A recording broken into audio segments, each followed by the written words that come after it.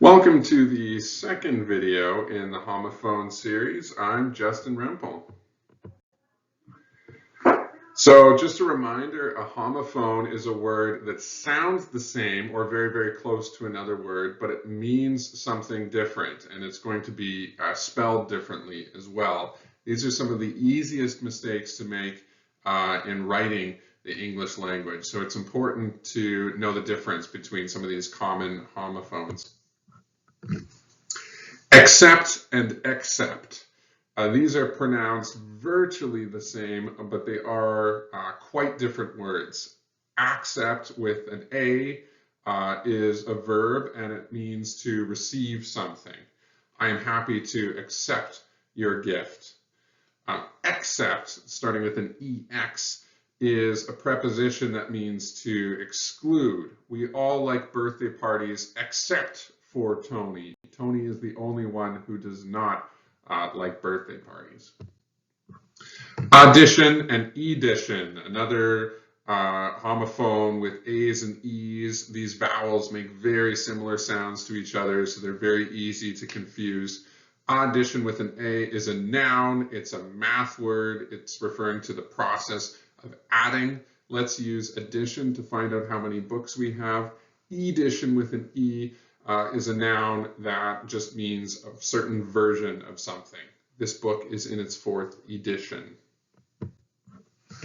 Affect and effect. Okay, this is a very common one. Again, with the A's and the E's, vowels that make very similar sounds to each other. Affect with an A is a verb, and it means to have an effect, to make a difference. The story affected me, bringing me to tears. Effect with an E is a noun. It means some kind of change or result, a difference, an impact. Your sad story had quite the effect. We all cried. So this is a really tricky one to keep track of, okay? And you really need to think about whether your word is the action, the verb, having an effect, making an impact, or whether it's something, it's a noun, the change, the result. And that will tell you the difference between which one to use. Allowed and allowed. Allowed, A-L-L-O-W-E-D, is a past tense verb because it's got that ed suffix. It's the past tense of allow, which means to permit, to give permission to. I allowed my cat to go outside. Allowed, A-L-O-U-D, is an adverb. It means out loud, audible. He spoke aloud to his pet cat.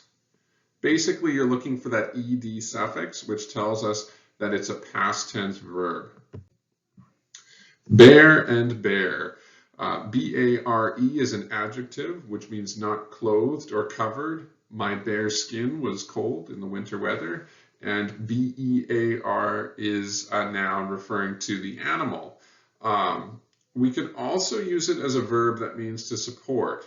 So help me to bear this heavy load. Break and break. B-R-A-K-E. Brake is a noun. This is referring to the devices that help us to slow down and stop. We have brakes on our bicycles. We have brakes on our cars, vehicles. And it can also be used as a verb, right, to slow down or stop. You need to brake or you will hit the tree. Break, B-R-E-A-K, is a noun that means a pause or rest. We need to take a break. Or it means, it's a verb that means to damage, to separate into parts, right? To snap, to interrupt. You are going to break the chain on your bicycle. Caret, caret, and caret. There are 3 different versions. These words are not used that commonly. Except for the last one. C-A-R-R-O-T is an orange root vegetable. When you're talking about the food carrot, that's the spelling we use. If you're talking about the first spelling, C-A-R-A-T, that's a noun that's a measurement of gold's purity or a gem's weight. When you're talking about gems or jewelry, this diamond is 2 carats. That's the spelling of carat that you're using. And we very rarely use the second spelling, C-A-R-E-T. It refers to a certain punctuation mark that kind of looks like the top of a triangle. And we use it to show where you should insert something into a text. If you look on your keyboard, it's probably above the number 6. That symbol is called a caret with this spelling. Pretty uncommon word. Dear and dear. D-E-A-R is an adjective meaning darling, precious, loved one. This is my dear friend Harlow. Would you bring me a glass of water, dear? It's a term of affection. Deer, D-E-E-R, is a noun, and it's referring to the animal. Also, a side note, more than one deer, the plural of deer, is still deer. We don't add an S onto it like we usually do. It's not deers, it's deer. There were 3 deer on our lawn. Complement and complement. The only difference between these 2 spellings is that central vowel.